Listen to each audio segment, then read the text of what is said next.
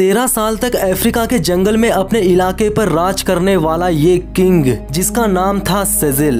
ज्यादातर मामलों में अगर जंगल में कोई एक लायन एक साथ 2 लायन के साथ लड़ाई लड़ता है तो ऐसे में 2 लायन के ना केवल जीतने के चांसेस ज्यादा होते हैं बल्कि वे 2 लायन उस एक अकेले लायन को जान से मार भी डालते हैं। पर सेजिल एक ऐसा लायन था जिसने ना केवल एक साथ 2 शेरों से लड़ाई की थी बल्कि उन दोनों को धूल चटाकर वापस अपने भाई लियांडर की जान बचाने के लिए और 2 शेरों से लड़ने के लिए तैयार हो चुका था। इस एक अकेले लायन में वे सारी खूबियां थी जो कि किसी फिल्म के हीरो में देखने को मिलती है। सेजिल और लियांडर ये दोनों भाई की जोड़ी अरियल, लियो और मैक्स के जैसी थी। सेजिल ना केवल अपने झुंड का मजबूत रखवाला था बल्कि एक ऐसा योद्धा था जिसे देखकर ही लगता था कि ये सिर्फ राज करने के लिए ही पैदा हुआ था। पर अफसोस कि सेजिल जैसे लायन की मौत जंगल में किसी जानवर द्वारा नहीं बल्कि इंसान के हाथों से हुई थी। सेजिल के मरने के बाद पूरी दुनिया ने आवाज उठाई। इसकी मौत से गुस्से और अफसोस की लहर पैदा हो गई थी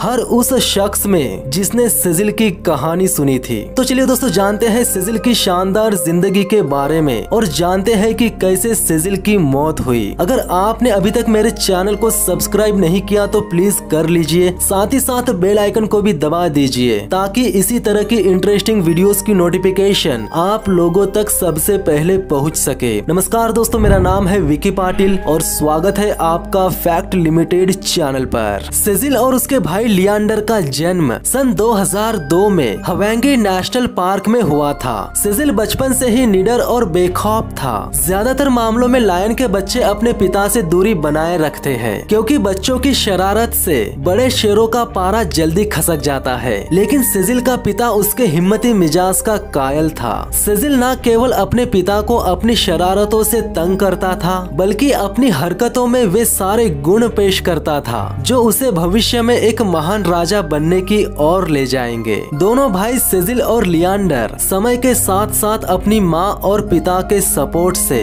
बड़े हो चुके थे। उनके गले पर अयाल का उगना भी शुरू हो चुका था। दोनों भाइयों को एक दूसरे का साथ बेहद पसंद था। दोनों के बीच होने वाली शरारतें अब कुश्ती में बदल चुकी थी। लियांडर सेजिल से छोटा होने की वजह से थोड़ा झुककर ही रहता था, पर जरूरत पड़ने पर सेजिल हमेशा अपने भाई की मदद के लिए तैयार रहता था। माँ के गुजरने के बाद इन भाइयों का पिता यानी बड़ी उम्र का एक शाही शेर इन भाइयों को आने वाले दिनों में अपनी हुकूमत पर खतरे की तरह देखने लगा। किसी भी झुंड का नर शेर अपने इलाके को और अपने झुंड को बचाने की कोशिश हर हाल में करता है, फिर चाहे उसे अपने बेटों से ही अपने इलाके को क्यों न बचाना हो। सेजिल और उसके भाई लियांडर को उनके पिता ने अपने झुंड से निकाल दिया। झुंड से निकाले जाने के बाद दोनों भाई अनजान वीरान जगह पर भटकने लगे। नौसिखिया होने की वजह से शुरुआत के कुछ दिनों तक इन भाइयों को झूठा मांस ही खाना पड़ा था और उम्र कम होने की वजह से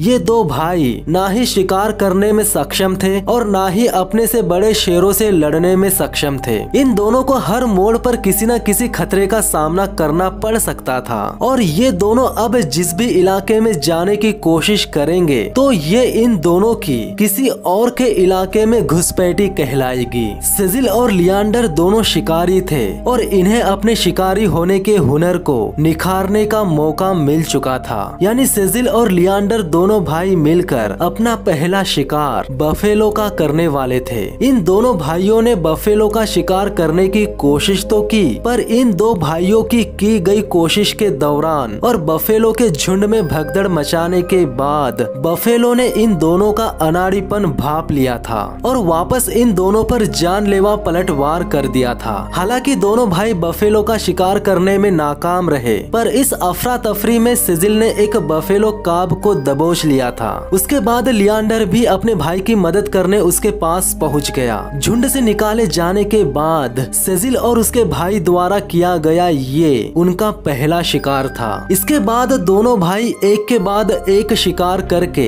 एक माहिर शिकारी बनते गए। अपने पिता की तरह ऊंची कदकाठी वाले ये 2 भाई अपने खुद के इलाके का दावा ठोकने के लिए तैयार हो चुके थे। उन्होंने सबसे पहले मुकाबला किया उत्तर के हवेंगी जंगी इलाके के एक बूढ़े शेर से, जो कि जंग से बिल्कुल भी अनजान नहीं था। पर इन दो भाइयों की ताकत के आगे वो बूढ़ा शेर टिक नहीं पाया और उसने इन दोनों के सामने खुद को सरेंडर करना ही सही समझा। बूढ़े शेर के इलाके पर कब्जा करने के बाद इन दो भाइयों को एक परिवार मिल चुका था, जिसे पाने के लिए कोई भी शेर अपनी पूरी जिंदगी लगा देता है। अब घुसपैठियों से अपने झुंड को बचाने की जिम्मेदारी इन दो भाइयों के कंधों पर आ चुकी थी। बदले में अगली पीढ़ी का पिता बनने का हक मिल चुका था इन्हें। सेजिल अब काले बालों वाला एक खूंखार शेर बन चुका था। किसी भी बड़े भैंस का शिकार करना इन भाइयों के लिए कोई बड़ी बात नहीं थी। भरपेट खाना,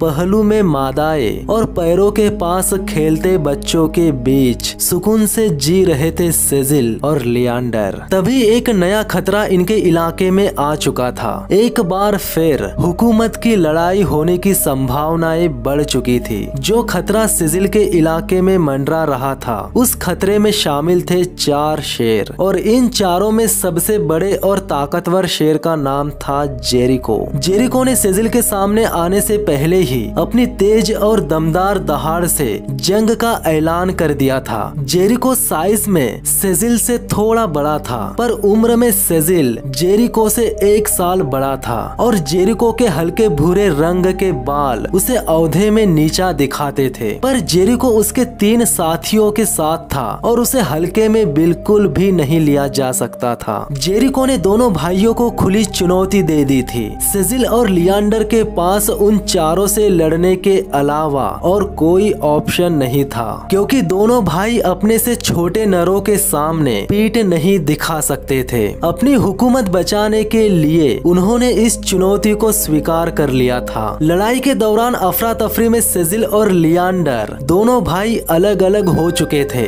2 मोर्चों पर जंग लड़ते हुए दोनों भाई 2-2 शेरों से लड़ रहे थे। लियांडर से लड़ने वाले दोनों शेरों ने उसे दबोच लिया था, लेकिन सेजिल ने एक जाबाज लड़ाके की तरह सामने वाले दोनों शेरों को धूल चटा दिया था और दोनों में से एक को बुरी तरह जख्मी भी कर दिया था। फिर उसके बाद सेजिल तुरंत मुड़कर अपने भाई को बचाने आया, लेकिन तब तक बहुत देर हो चुकी थी। लियांडर आखिरी सांस लेकर अपने भाई सेजिल को अकेला और जख्मी छोड़कर इस दुनिया से जा चुका था। इस जंग में मिली जबरदस्त हार से अपने भाई लियांडर को खो देने के बाद बिना कोई सुराग छोड़े सेजिल गायब हो गया था।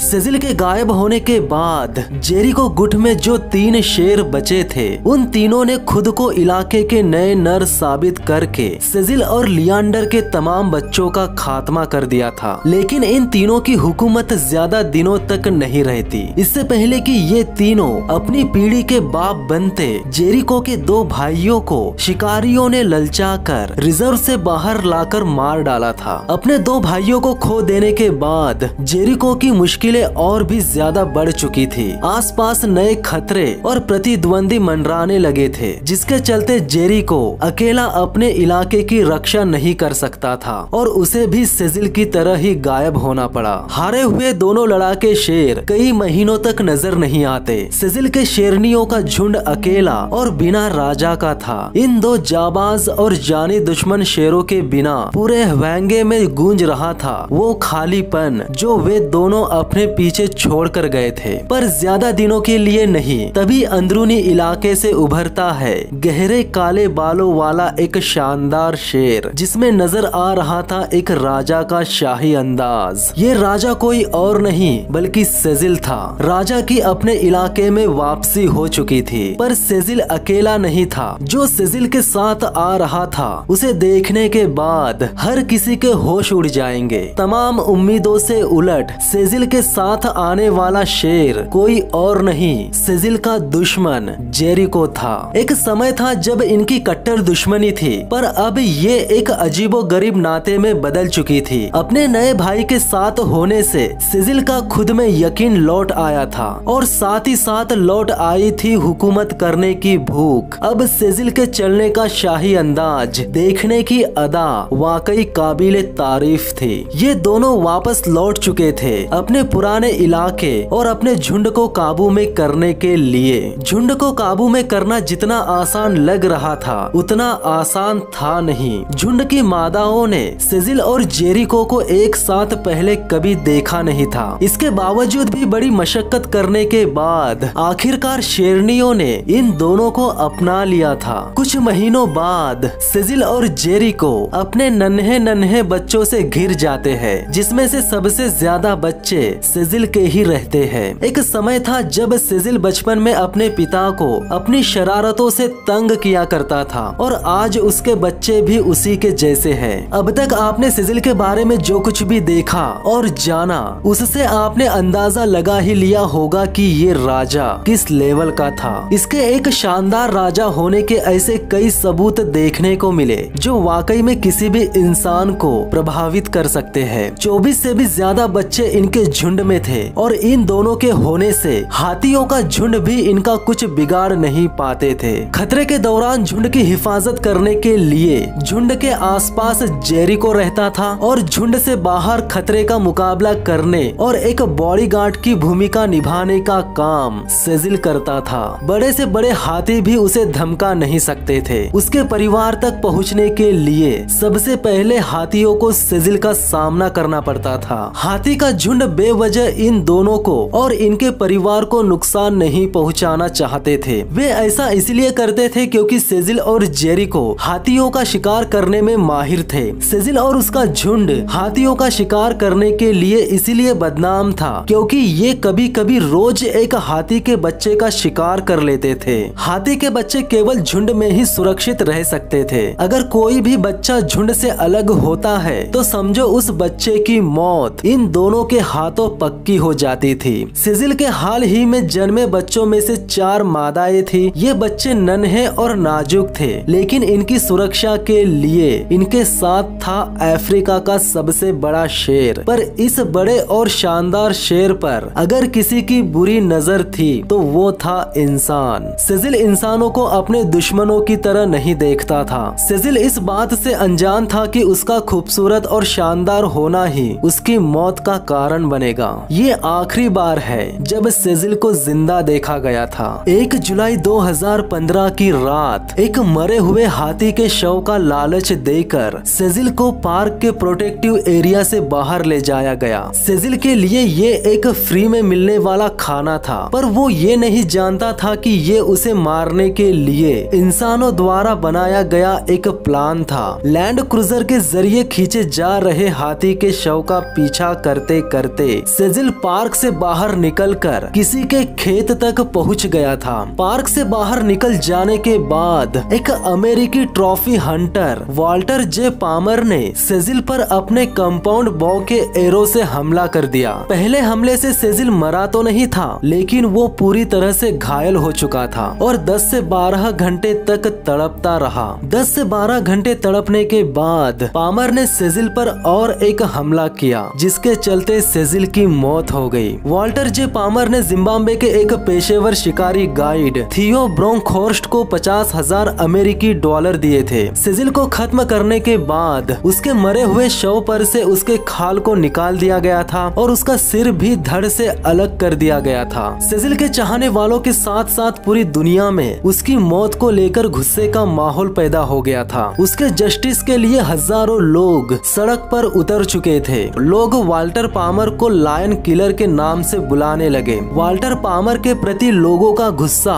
बहुत ज्यादा बढ़ चुका था, इतना ज्यादा कि आप इस वीडियो क्लिप में देख सकते हो। पामर को नफरत भरे मैसेजेस के साथ साथ मौत की धमकियां भी मिल रही थी। सेजिल की हत्या के 5 महीने बाद US fish and wild life service ने इंडिया और वेस्ट और सेंट्रल अफ्रीका में शेरों को इंडेंजर्ड प्रजातियों की सूची में जोड़ दिया, जिसके चलते सफारी ट्रिप पर शेरों को मारना बहुत मुश्किल हो गया। सेजिल के साथ जो कुछ भी हुआ वो सिर्फ इंसानी दुनिया जानती थी, पर जेरिको इस बात से अनजान था। कई दिनों तक जेरिको की आवाज घास के मैदानों में गूंजती रही। वो अपने भाई सेजिल को बुलाता रहा, लेकिन कोई जवाब नहीं आया। अब जेरिको का और उसके झुंड का आने वाला कल खतरे में था। इस बार सेजिल हमेशा के लिए जा चुका था, लेकिन उसके वफादार साथी जेरिको को जीना होगा। अब झुंड को महफूज रखने की जिम्मेदारी अकेले जेरिको की थी। सेजिल के जाने के बाद जेरिको मजबूती से खड़ा रहा। वो अपने भाई के बच्चों की जिस तरह से देखभाल कर रहा था ऐसा पहले कभी देखा नहीं गया था। जेरिको न केवल सेजिल के बच्चों के साथ खेलता था बल्कि उन्हें जंगल का कानून भी सिखाता था। सेजिल के जाने के बाद उसकी 4 नन्ही शेरनियां जो कि जेरिको की देखरेख में काफी बड़ी हो चुकी थी और साथ ही साथ उन्होंने काफी ताकत भी हासिल कर ली थी। बढ़ते समय के साथ सेजिल की 4 बेटियां सेजिल की ही तरह माहिर शिकारी बनती है और उन बच्चों को भी जन्म देती है जिन्हें आगे चलकर सेजिल के पोते और पोतियों के नाम से जाना जाता है। तमाम शानदार कहानियों की तरह सेजिल की कहानी ने एक ऐसी चिंगारी भड़काई